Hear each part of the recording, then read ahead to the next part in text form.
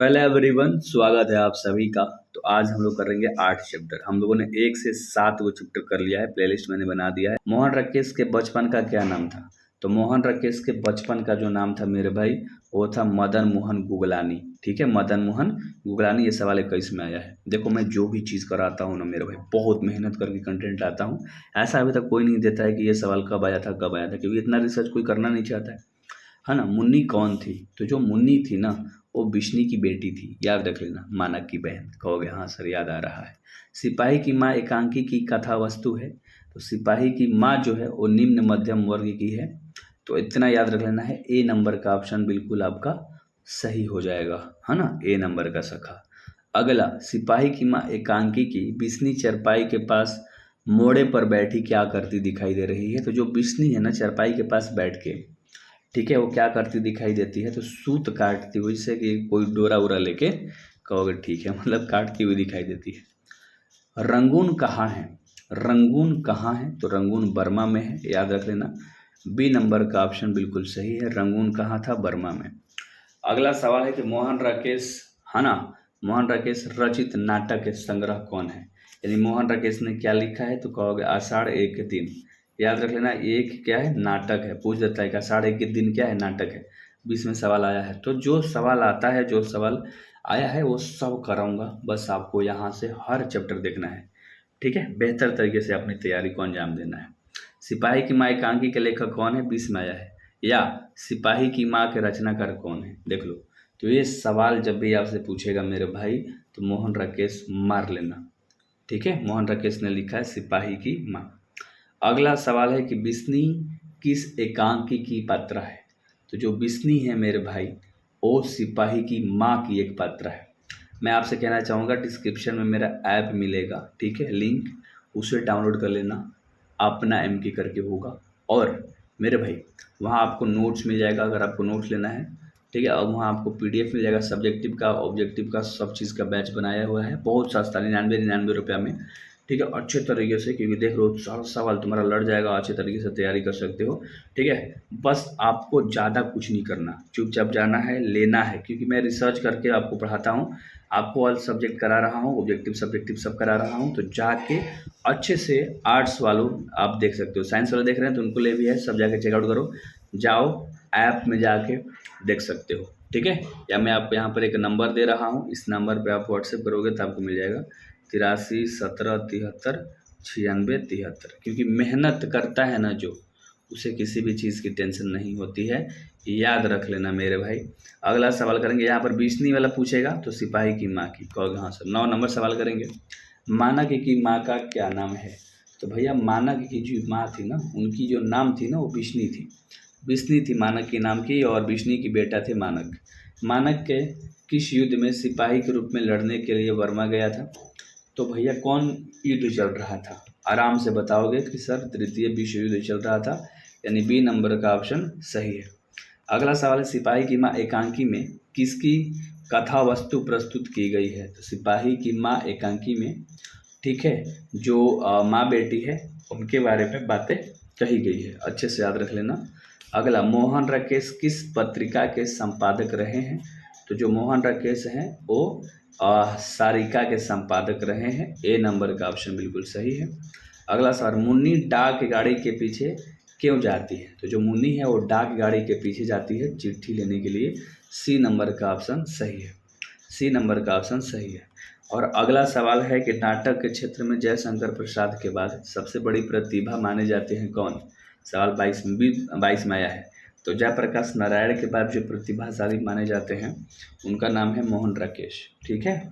याद रख लेना मेरे भाई अच्छे तरीके से, ठीक है। नाटक के क्षेत्र में तो जगदीश चंद्र के बाद मोहन राकेश। सिपाही की माँ शीर्षक पाठ में हड्डियों का चलना फिरना ढांचा कौन है? तो हड्डियों का चलता फिरता जो ढांचा है वो दीनू कुम्हार है।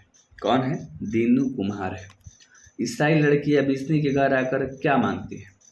तो जो ईसाई लड़कियां थी वो बिस्नी के घर आकर चावल दाल मांगती हैं, ठीक है, जो कि बर्मा की लड़ाई से भाग के आई थी, आपको पता है। तो हाँ, 13 दिनों तक हम लोग भूखे प्यासे जंगल रास्ते से चलते आ रहे हैं, ये किसने कहा था? ठीक है। तो अभी आपने देखा, कहोगे सर रसाई लड़की, है ना। अगला सवाल है कि मोहन राकेश किस आंदोलन के प्रमुख हस्ताक्षर थे, यानी मोहन राकेश कौन आंदोलन के प्रति थे उस समय, तो नई कहानी आंदोलन के ए नंबर इसके हस्ताक्षर थे, मतलब इसके गवाह थे कह सकते हो। निम्नलिखित में कौन सी रचना मोहन राकेश की है, तो मोहन राकेश ने क्या लिखा है, तो कहोगे ना आने वाला कल, इसको लिखा है मोहन राकेश ने। ठीक है, सिपाही की माँ तो लिखा ही है, बट न आने वाला कल भी लिखा है। अगला, किसकी माँ पागल हो गई, किसकी माँ पागल हो गई है, ठीक है, तो कहोगे सर सिपाही की माँ पागल हो गई है, उसकी याद में वैसी करने लगी है। पागल एक्चुअली में नहीं हुई थी, वैसा हालत बना ली थी। मुन्नी की उम्र कितनी हो गई है, सिपाही की माँ चैप्टर में जो मुन्नी की एज है वो 14 साल हो गई है ब्याह करने लायक, क्योंकि पहले कम वाले उम्र की ही ब्याह होती थी ना, लाडले। निम्नलिखित में बिस्नी की पड़ोसिन कौन है, तो भैया कुंती है, सी नंबर का ऑप्शन सही है। अगला सवाल, मुन्नी किस दिन मानक के चिट्ठी के आने की भविष्यवाणी करती है, तो वो करती है मंगलवार को, डी नंबर का ऑप्शन सही है कि मंगलवार को चिट्ठी आएगा, मुन्नी ऐसी करती है। कौन कहता है कि मैं इसके लाश को ले जाकर चील और कौवे को आगे डाल दूंगा, तो ये बात कौन कहता है मेरे भाई, तो ये बात कहता है सिपाही, ये बात सिपाही कहता है। किसके कड़ों के मोती तारों की तरह चमकते हैं, तो कहोगे सर तारों के, तारों को, ठीक है, जो तारों के थे, मतलब जो तारों जो बंतो थी, एक तारों, दो लड़की थी, तो तारों की जो मोती थी वो तारों की तरह चमकती थी। ठीक, अगला सवाल है 26 नंबर, किस पाठ में यह मतलब उदाहरण आया है, फौजी वहाँ लड़ने के लिए गया है, वे भाग नहीं सकते, फौज छोड़कर भागता है, उसे गोली मार दी जाती है, 19 में सवाल आया था। तो ये आराम से कहोगे सर सिपाही की माँ में ये लाइन आया है, ज़्यादा दिमाग नहीं लगाना है। मोहन राकेश का जन्म कब हुआ था, मोहन राकेश का जन्म हुआ था 18 फरवरी 1930 को, ठीक है, 18 फरवरी, ठीक है, 1930 को। मैं जो करा रहा हूँ ना भाई उसे याद जरूर करना यार, ठीक है। अगला, इनमें कौन सी कृति मोहन राकेश की है, ठीक है, तो इनमें कौन सी कृति मोहन राकेश की है, तो कहोगे सर जानवर और जानवर, बी नंबर का ऑप्शन सही है। अगला सवाल है मोहन राकेश का जन्म कहाँ हुआ था, तो मोहन राकेश का जन्म हुआ था, ठीक है, जड्डी वाली गली अमृतसर में, बी नंबर का ऑप्शन सही है, जड्डी वाली गली अमृतसर में। मुन्नी और मानक की माँ का क्या नाम था, मुन्नी और मानक के नाम था बिश्नी, पता है ना, बिश्नी की बेटा बेटी थे दोनों।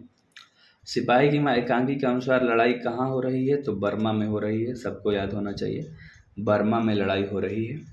अगला सवाल है कि मोहन राकेश की एकांकी का शीर्षक है, मोहन राकेश की एकांकी का जो शीर्षक है वह सिपाही की माँ, बी नंबर का ऑप्शन सही है, बी नंबर का ऑप्शन सही है। सिपाही की माँ कौन है, सिपाही की माँ कौन है, तो कहोगे बिसनदेई, है ना, याद तो होगा बिस्नी, बिसनदेई कहोगे, ठीक है, पूरा नाम उसका बिसनदेई था, इसे बिस्नी बिस्नी कहा जाता है।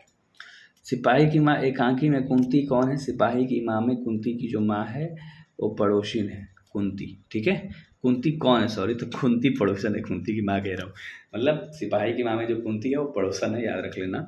रवेश क्या होता है, रवेश जो होता है वो मोटे सूत की बनी चादर होता है, सी नंबर का ऑप्शन बिल्कुल राइट है। अगला, सिपाही की माँ शीर्षक एकांकी किस संकलन या पुस्तक का अंग है, तो आप आराम से कहोगे कि सर यह अंडे के छिलके तथा अनेकांकी। एंड अगला सवाल है कि अंडे के छिलके रचनाकार का नाम क्या है, यानी अंडे के छिलके को लिखा किसने है, तो मोहन राकेश ने लिखा था अंडे के छिलके को, ठीक।